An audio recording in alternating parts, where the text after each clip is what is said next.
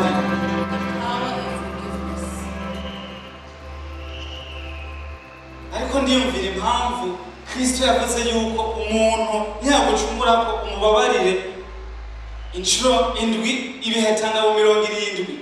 I was thinking why Christ said if a person does you wrong, you must forgive them 7 times 70. Bishoboka gute? How is it possible? Impamvu bishoboka nuko bwiwe abakarorero ko kubikora. Because how is it possible is because you are being made an example for those who need to do it. Alors, nk'abigana Kristo, Those who are going towards Christ, aduhamagarira kwama tufise n'umutima uharira. He calls us to have the heart of forgiveness. Ubwiwe aduharira gute mu buryo butangaje cyane. How does He forgive us in the most miraculous way? Yambara ibyaha byawe nanje. He wears your sins, my sins and yours. Akabitwara Golgotha. He takes you to Golgotha. Akaguharira ukiri n'umunyabyaha. And He forgives you while you are still a sinner. Izi mbabazi zimeze gute? How is this grace? It is powerful. Now, tutaka yuko twigira hamwe igisoma kimwe. I want us to come together and learn one lesson. Ni igitabo kiri neglected cyane kitigera gisomwa cyane. This is one book that is neglected and not read very much. Ni igitabo gifite chapitre imwe gusa. It's a book that only has one chapter. Yuzuye mu butunzi budasanzwe. That has so much riches. Bushobora kukuyagisha wonyagisha nanje. That can teach you, also speak to me as well. If you are ready, fata Bible yawe. If you are ready, take your Bible. And tugire hamwe rino cyane. And we're going to read to learn. We're going to learn together this word. Filemoni. It's a chapitre imwe Filemoni gice cya mbere. We're going to read Philemon chapter 1. It's got one chapter. Guhera ku murongo wa mbere. From verse 1. Gushika ku murongo wa 21. Until verse 21. Ndashaka yuko tugira igicapo cyagutse kino nkuru. I want us to have a clear view of this story. Kugira ngo aho umwami aza kwereka tuganiriza. So that where God comes and speaks to us, dutahure aho natwe tunanirira. we must also understand where we are defeated. Paulo ari mu ibohero. When Paul was in prison, yandika ibitabo 4. he wrote 4 letters. Yandika igitabo cy'Abefilipi. He wrote the book of Philippians. Akandika igitabo cy'Abanyefeso. And he wrote the book of Ephesians. Akandika igitabo cy'Abakolosayi. And he wrote the book of Colossians. Ubwanyuma arangiriza ku gitabo cya Filemon arico ciki twaba twiguna. The last book he wrote was the book to Philemon, a letter to Philemon. Now, nitutakimara izi mirongo yose tuzokibandanya next week. If we do not complete the whole letter, we will continue next week. If you have a pen or physical, I want you to go with me in this text. If you have a pen, I want you to follow in this text. Aravuga ngo Paulo imbohe ya Kristo na Timotheo mwene data turakwandikiye Filemoni uwo dukunda dusangiye igikorwa. Paul, a prisoner of Christ Jesus, and Timothy, our brother, to Philemon, our dear friend and fellow worker, also to the Paul akoresha ijambo imbohe. Paul uses the word prisoner mu buryo bubiri. in 2 ways. Mu buryo bwa mbere avuga yuko ari imbohe ya Kristo iyo yatahuye cyane yigisha yuko ubuzima bwiwe atari wabuganza. He explains it in the first way of that he's a prisoner of Christ, that his life is controlled by Christ, niyo reality ya buri mu Kristo wese, which is the reality for every Christian. Yuko ubuzima bwawe atari wewe wari ukwiye kubuganza ari Kristo, niyo mpamvu yiyita imbohe. That is why that your life is not dictated by Christ, but you are a prisoner of Christ. Iyindi sobanuro ya kabiri yiyita imbohe. The second prisoner that he calls himself, ni yuko Helma yarari mu gasho yaraboshwe kubw'ubutumwa bwiza. and that in reality he was in prison. He was a captive in prison. Muri iyi context rero ntavuga yuko ari imbohe ya Kristo mu bijanye n'uko ubuzima bwe buganzwa na Kristo, avuga yuko ari imbohe muri context yo kuba afunzwe kubw'ubutumwa bwiza. In this context, he's not speaking that he's a prisoner of Christ as he is. He's speaking as a prisoner who has been kept in prison because of the good news he was preaching. Ari kumwe na Timotheo. He was together with Timothy. Timoteyo mushiramo atari uko ariko aramufasha kwandika kino cete. He's right. He's speaking about Timothy not because Timothy is helping him write. Ariko mushiramo yuko mu byanditswe byiwe byose Paulo agenda asubizamo Timoteyo nk'umuntu ngirakamaro muri mission cyangwa ministere. He refers a lot to Timothy because Timothy is a helper, somebody that has been helping him in the mission that he has. Now, bandikira Philemon. And he's writing to Philemon. Ndakandabahe history, background y'iki gitabo. Why bari kubamwandikira Philemon? Let me give you a background story on why he was writing to Philemon. Philemon ni inde? Who is Philemon? Philemon ni umwe mu barongozi b'ishengero ry'Ikolosai. Philemon was of the leaders of the church of Colossians. Yari mu bantu bakomeye cyane mu ishengero ry'Ikolosai. He was one of the strong people in the churches of Colossians. Ikigeretse ku yari umutunzi, yari umuherwe. He was also a very wealthy man. Now, kuba ari umukire muri kijya gihe. For him to have been wealthy in that time, yari afise umuntu yamukorera mu nzu. he had a servant that served him in his house. Context ya Bibiliya hano ivuga yuko yari umuja. The context here says that he was a slave. Ariko kandi mu kugira bano baja, but for him to have these slaves, hari ikintu cyabaye kuno muntu yakorera Philemon. There's something that happened with this servant that served Philemon. Muti ni igiki? You can ask, what is it? Arakigaruka ko Paulo turaza kuciga ko ariko icabaye nuko uno muntu yakora mu nzu kwa Philemon yasize amwivye. We're gonna go deeper into the word, but what happened is that this person that was a slave in his house stole from him. Amaze kumwiba, after stealing from him, nk'umuja, as a slave, arahunga asubira iwabo i Kolosai. he fled back to his country in Colossians. Muri uko kugenda ahunga shebuja Philemon. When on his way fleeing from his master Philemon, somehow acharafatwa ajanwa gufungwa. He was captured somehow and was put in prison. Agiye gufungwa, when he was arrested, yisanga yicaranye na Paulo mwibohero. He found himself sitting together with Paul in prison. Now, kubera ko Paulo ubuzima bwiwe yaguma aribwa kuvuga ubutumwa bwiza. Because Paul in his normal life, he was always wanting to preach the good news. Achatangura kumubwira ubutumwa bwiza bari mwibohero. I started preaching the good news to Philip, to this man. Amaze kumubwira ubutumwa bwiza, when he spoke to him the good news, uno mugabo yamwivye, this man that had stolen, yakira Yesu umwami n'umukiza. He received Jesus as his personal savior. Now, uyu mugabo yamwivye yitwa, who was this man that stole from him? Yitwa Onesimo. His name was Onesimus. Onesimo mu jambo ry'ikirundi cyangwa mu nsobanuro ryayo risobanura ngo uwikimaze cyangwa ingirakamaro. Onesimus in a translation, it means a man of value. Rero izina ntiryabaye umuntu kuko urabona yuko yivye kandi ntihabaye ingirakamaro. Okay, this name didn't follow him. Now, Paulo rero amaze kumwandikira, when Paul started writing, kumbure bari mwibohero barayazi, when they were in prison, they started talking. Amubwira inkuru yaho yahora akora yasize yivye. He told him the story where he had left, where he stole. Asanga mubwira inkuru ya Philemon. He found that he gave him the story of Philemon. Ko yakora kwa Philemon mu nzu. He was a slave, or he worked for Philemon in the house. Paulo nk'umuntu akunda ubutungane.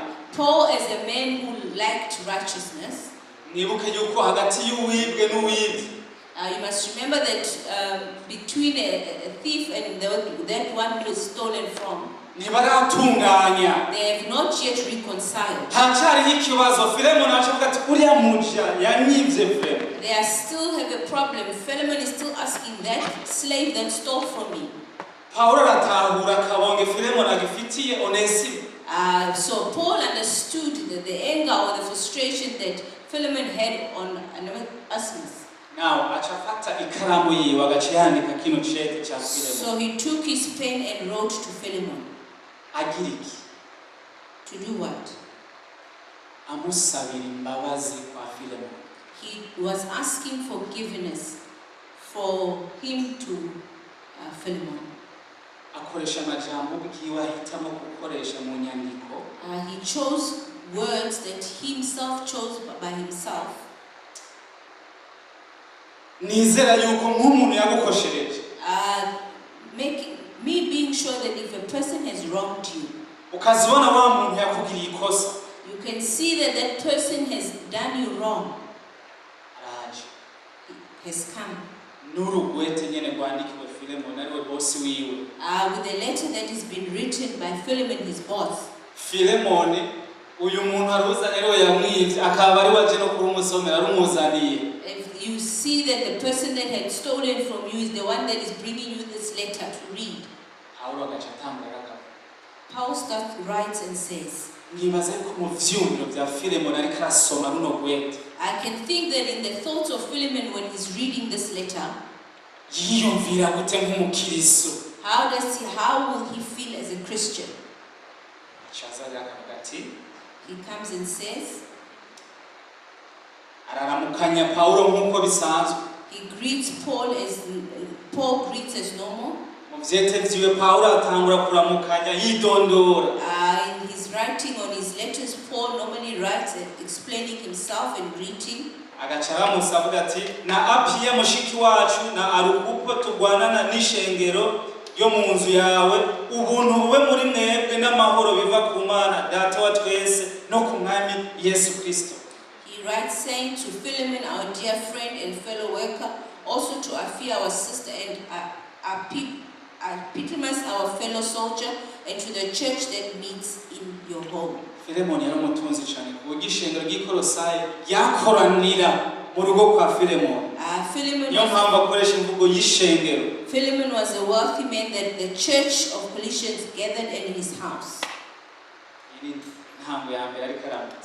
This is the first greeting that he's greeting. He wishes them that the grace of God may be upon them.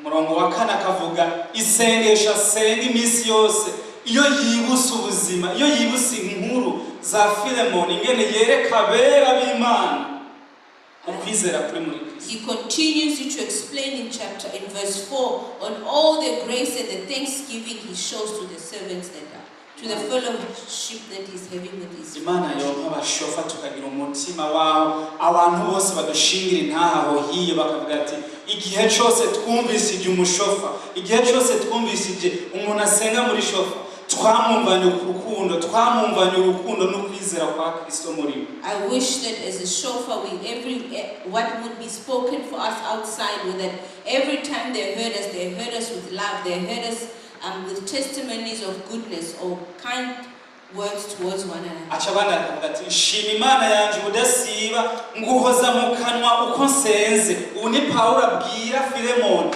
jewe ndaguhoza mu kanwa igihe cyose nsenze wowe Philemon. This is Paul writing to say, I always thank my God as I remember you in my prayers.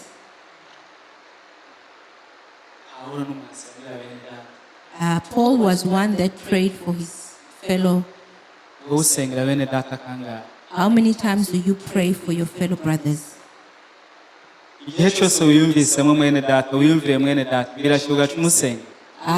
Every time you think of your brother or sister, you pray for them.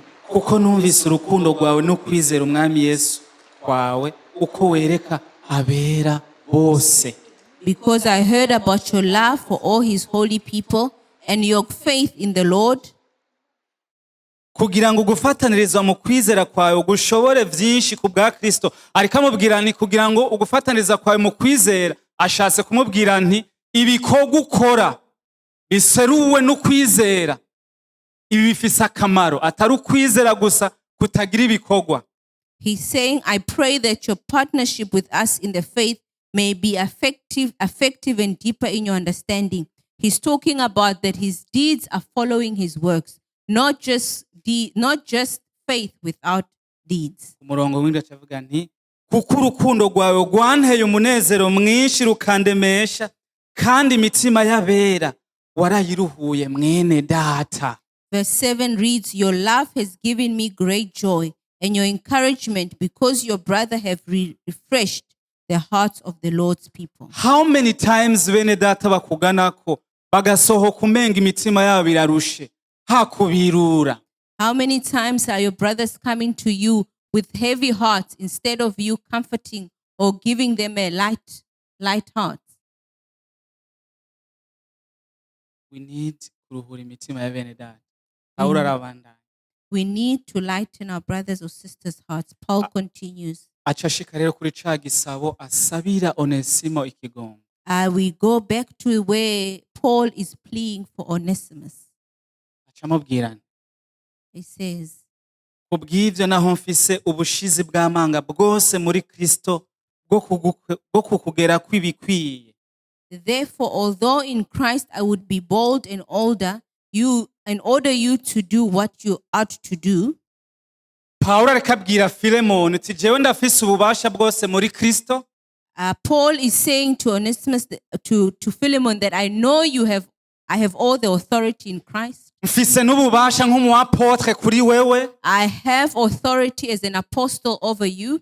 Ariko ibi vyose ngomba ndavyihoze. But all of this I want to deny them.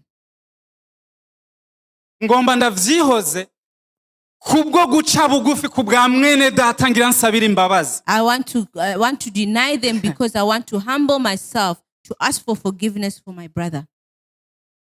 Mukibano cyawe wewe ntukokeze intambara. Iyo abantu bagwanya ahubwo iyo abantu bashamiranye, how do you react? In your daily life when people are fighting, what is your reaction? Nuvuga ati reka bamarane n'abashofa bashe. Do I not say let them finish each other their shofars? Acashira hasi titre ziwe. He puts down his titles. Chavuga. And he says, Mpisemo kukwinginga. I plead with you. Kubw'urukundo. With love. Uko ndi kose Paulo ndi n'umutama. Come on Philemon. Jewe ndakwandikiye ndi umuapotre ivyo ndabihevye. Jewe ndafunzwe ivyo ndabihevye. Ariko kandi ndi n'umutama cette fois-ci ndiko nandikisha rino kete ukuboko kwanje. He says, I am old. I put down all the titles that I have. I am writing this letter to you with my handwriting. Ndakwitwayeko umwana wanje Onesimo. I appeal to you for my son Onesimus. Wa muhungu w'umumenje yasigaye yivye Filemoni. Paulo arikamwita umwana wanje. That man that stole from Philemon, Paul is calling him his son. The same way yokwita Timoteyo umwana wiwe arikamwita uyu muntu nije yamuvyazira ubutumwa bwiza. Therefore ni umwana wanje. The same way he would call Timothy, or the same way he would call somebody else, he's calling him his son. Acamubwira ati namuvyariye hehe. He said, where did I give birth to him? Uwo navyariye mu minyororo yanje. Uwo navyariye muri byavuga butumwa ndi Roma ndiko ndavuga ubutumwa mboshwe ariko kandi nkabandanya mvuga ubutumwa. Niho navyariye Onesimo. The one that I gave birth while speaking the good news to him in prison. That's where I gave birth to him. Brothers, the gospel changes everything. Bavandimwe, ubutumwa buhindura ibintu byose. Ubutumwa buhindura uko tubona abantu. The gospel changes the way you see people. Ubutumwa buhindura ukungene dufise amavalere yacu tukayaheba tugaha valere za Kristo. The gospel changes the things that we give value to, and we give value to the things of God. Ubutumwa bwiza butwigisha gutahura imbabazi twakira bice muri Kristo. The good news changes the way we see and receive the salvation that we have received from God. Now the same izo mbabazi tuba twaronse, we need kuzereka bene data every day. The same grace and mercy we have received, we need to give it to our brothers every day. Ariko nta bantu bari mwishengero umwe wese yicara muzungu wayine. But is there no members in the church where everybody sits their own way? Twese dukijijwe, twese aha n'ibisirimba tubikubita. We are all saved. We are all dancing and celebrating Christ. When we understand the forgiveness dufise muri Kristo, iyo twumvise imbabazi dufise muri Yesu, dukwiye kuzireflectingira we abandi. need to reflect it to other people. Arabandanya. He continues. Atakugirira atakugirira ikimazi kera ariko noneho atugirira ikimazi twembi. Formerly he was useless to you, but now he has become useful to both you and me. Sawuli ariwe Pawulo ariko abwira Filemoni ati Onesimo nta kamaro yakugirira kijya gihe ariko rero ubu atugirira akamaro jewe nawe kubwiki kubw'ubutumwa bwiza yakiriye. Paul is telling to Philemon, before Onesimus was not value to you, but now he's of value to you because of the good news that he has received. Hallelujah. Amen. Acamubwira iki? He told him something. Wa mumenja nyene yakwiba. That thief, that slave that stole from you. Wa muja wahora ukorera ugahemba buri ku kwezi. That slave that served you and you paid every day. Niwe nyene nkurungikiye. Is the one that I'm sending you. Igihe nariko ndasoma iki cyanditswe. When I was reading this verse, naragerageje kwiga icapo kino image. I tried to give myself a picture of this image. Niwe nkurungikiye. He's the one I'm sending to you. Nta murungise gusa. He's not sending him only. Acamuvuga ku izina ry'ubuhizi. He starts speaking good words of affirmation to him. Acamubwira ngo niwe mutima wanje. He starts saying, he is my heart. Paulo ariko abwira Filemoni uti uyu Onesimo navyari hano mu ibohero niwe mutima wanje ndawukurungikiye umutima wanje. He starts saying, this Onesimus that I gave birth to in prison, he is my heart. Do you understand the power that we have when we preach the gospel? Aho umuntu ukungene wamwanka kubw'ubutumwa bwiza bubanwanisha. Do you understand the importance of, because of the good news you have both received? Niwe mutima wanje. In other words, ndakuhaye umutima wanje kimwe muri jewe ndakikurungikiye. In other words, I am sending you my heart. One of my hearts, I am sending them to you. Imagine telling like Pastor Edmond, I'm sending you my heart. It's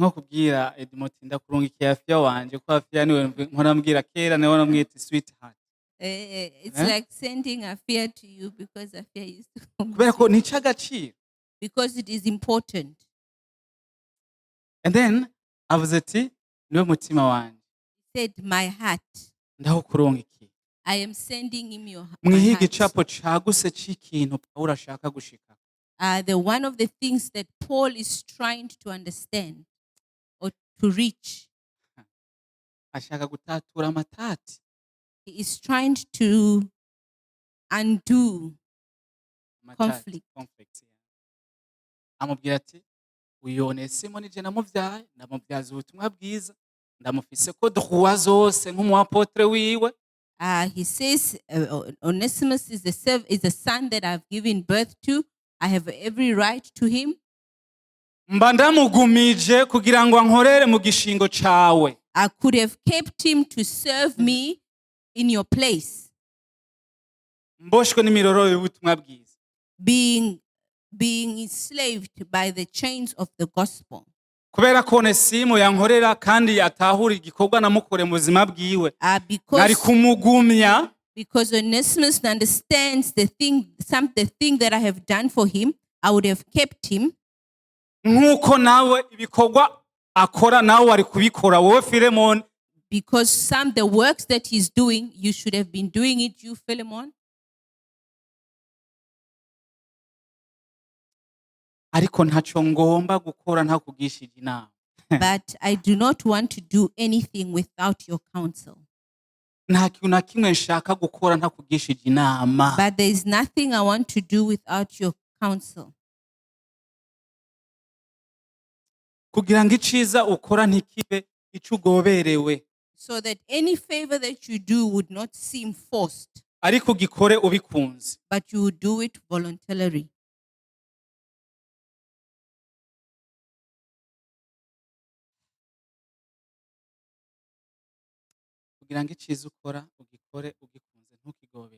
So that whatever you do it voluntarily without force. He continues. kimwe mu bintu giteye ubwoba cyane avuga hano mu majambo ya Pawulo. One of the things that is so powerful in these words. Acavuga ngo kumbure icatumye atandukanywa nawe igihe gito kwari kugira ngo uzumwamane iminsi yose. Perhaps the reason he was separated from you for a little while was that you might have him forever. What is happening here? Mu yandi majambo Pawulo nk'umu apotre, Pawulo nk'umujana butumwa ariko aramubwira sovereignty y'Imana yuko icatumye amwiba kwari kugira ngo azogende mwibohera ahure na Pawulo amubyaza ubutumwa bwiza. Because one of the things that he's saying, one of the very powerful message that he's saying, one of the reasons that Onesimus would have stolen from Philemon was that he may go be arrested and meet in Paul in prison. Imana irahambaye ishobora vyose. Our God is powerful. He's able to do everything. Ishobora no gukoresha inzira zisa nkaho umengo ntituzitahura for salvation. He is able to do things that we might not understand so that we gain salvation. His plan yo gukiza umuntu ntabwo twoyicisha mu vyumviro vyacu ngo tuyitahure. His plans to save somebody, it's not going to pass through the plans that we understand. Aganje vyose ibibi n'ivyiza uhoraho arabiganje. Good and bad, God is in control of them all.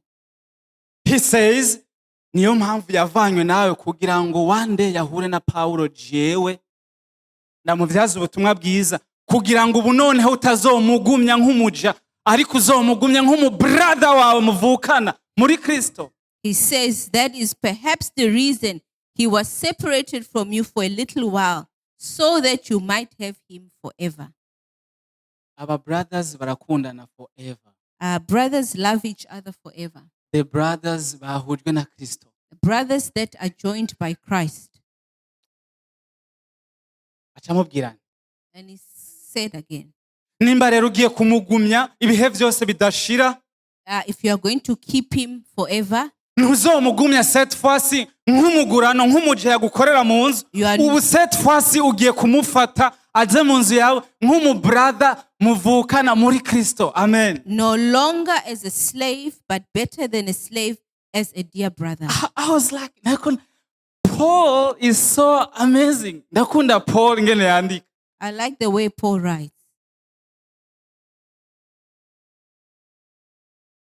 Umutunge mugumane ibihe byose atakira umugurano wawe ariko aruta umugurano. Keep him no longer as a slave, but better than a slave, as a dear brother. Murumva ububasha bw'imbabazi. Do you hear the power of forgiveness? Ibi Paulo ariko avyandika Filemon atani kintu na kimwe azi. Agifise ryashavu ryo vuga ati umunsi namufashe Onesimo. Paul is writing this without Onesimus knowing. Tuzihuriza. Nawe amubwiye ati jewe rero cette fois uyu muntu sinshaka yuko umutunga nk'umugurano umutunge nk'umuntu aruta umugurano. But Paul is writing no longer as a slave. Hallelujah. But better than ubutumwa buratubohora ntibutugira abaja physically and spiritually. The gospel sets us free, not who as the slaves, Son has set free is free indeed. Amen. In free physically, free spiritually. Amen.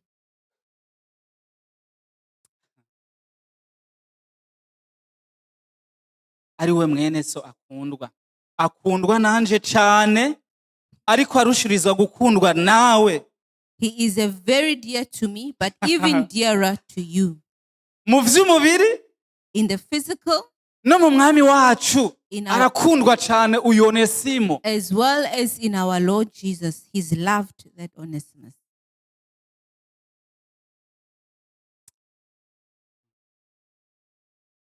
Nuko rero azanya kagato k'ubutama. So he's bringing that wisdom of an old man. Kagato k'ubutama aragakoresha. Avuga ati nuko nyambo nyumvira ko dusangiye igikogwa. So, do you hear?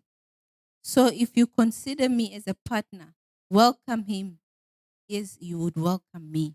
Nuko nambo nyumvira ko dusangiye igikogwa umwakire nkuko nanje wonyakira. Mu yandi majambo akambwira ati uyu muja nyene yakwivye mwakire nk'uko jewe kwakira Pawulo. He's saying the same way you would receive me, receive that slave. Because the gospel has changed everything. Kubera ubutumwa bwahinduye ibintu byose. The gospel yavanyeho wa mugurano, ubu tumufise nk'umu brother. Because the gospel has changed the narrative of this man. He's now our brother. The gospel changes who we are. Ubutumwa buhindura abo turibo. Mu kibano, In our friendship, aho tuba, where we stay, no mu badukikije. even those that are surrounding us. Umwakire nk'uko nanje wonyakiriye. You must receive him the way you would have received He me. says, ndabizi yuko unyubaha. I know that you obey me, Kandi iyo nari kuzi wawe mw'ishengero ry'Ikolosayi wari kunyubaha. and if I would come into your church in your Colossians, you would Ico have cubahiro received me. nyene wari kumpa gihereze uno Onesimo, umuntu atagira akamaro. Ubu set fasi yagiye kubugira akamaro. That honor you would give me, give him to this man. The gospel is powerful. Ubutumwa burakomeye. Ariko rero Pawulo ntiyirengagiza yuko uyu Onesimo yavuye aho yivye. But Paul is not in denial that Onesimus has stolen. Ivya Kaisari tubihe Kaisari, niko aca avuga.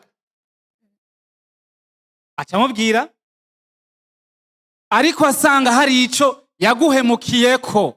But if you find it there's something that he has done wrong to you, Nimba hari ahantu yabaye umumenja, if there's a place that he was not faithful, canke hari n'umwenda agufitiye, or he was indebted to you, ivya Kaisari tubihe Kaisari, jewe ndemera kuriha uwo mwenda. I will pay it back, not to mention that you owe me your own very flesh. Why?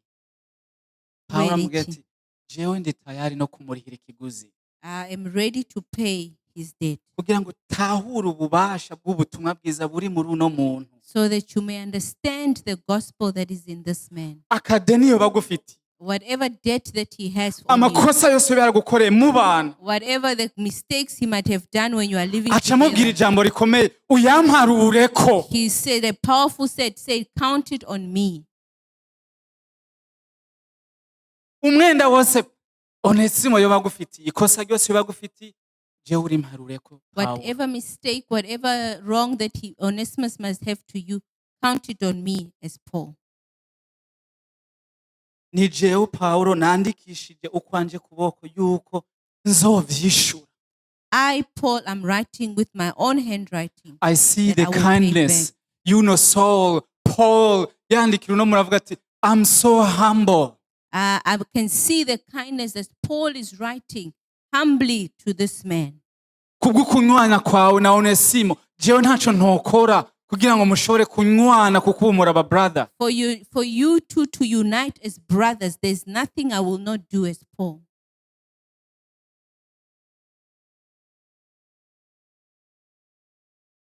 Ibi vyandikishijwe ukwanje kuboko.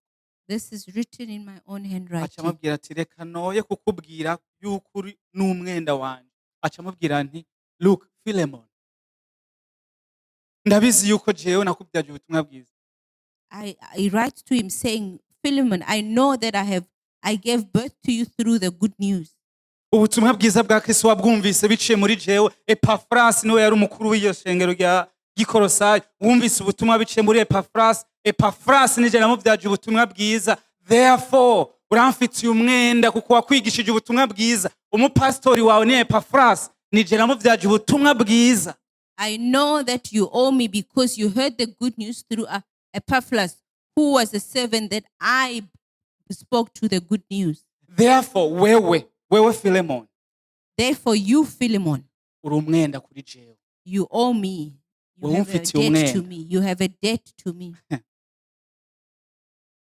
Akamubwira ati ubutumwa bwiza nakuvyaje burakomeye cyane gusumba ivyo Onesimo yakwivye.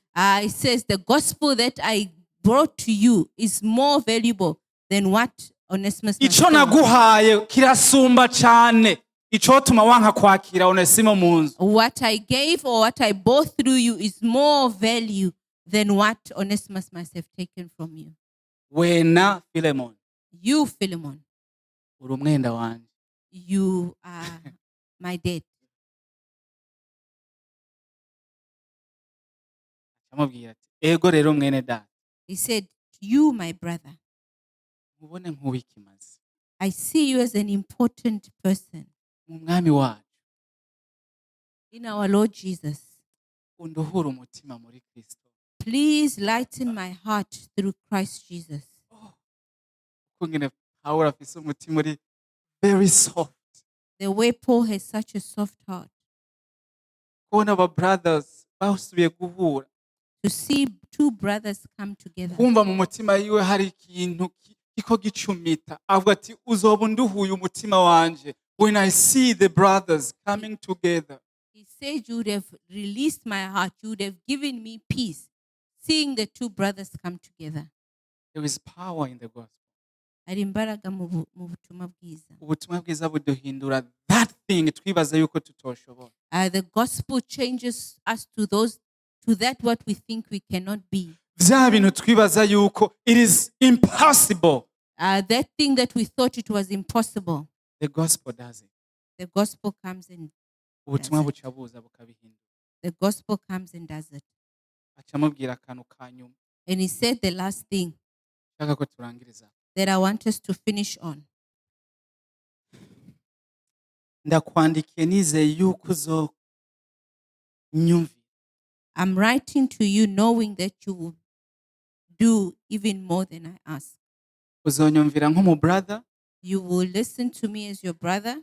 uzonyumvira nk'umutama, You will listen to me as your elder. uzonyumvira nk'umu apotre, You will listen to me as your apostle.